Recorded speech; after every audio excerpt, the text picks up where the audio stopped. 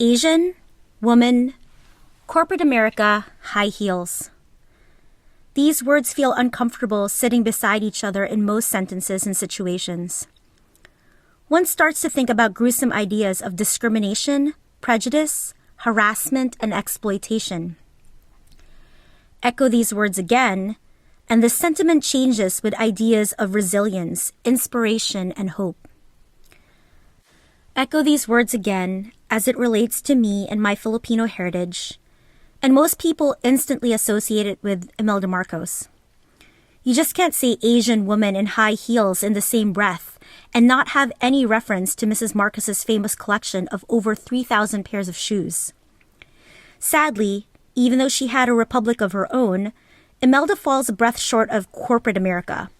Well, at least from the paper trail that was legally declared within the financial system. Consider this problem.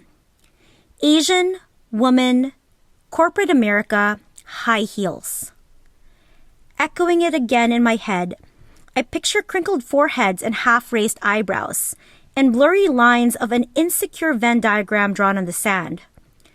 There's a graph of a demographic that doesn't even know what it's graphing.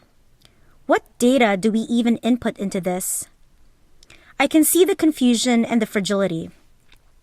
To understand the problem, we need to get to the root of it. But that's where the confusion sets in. Where do you start?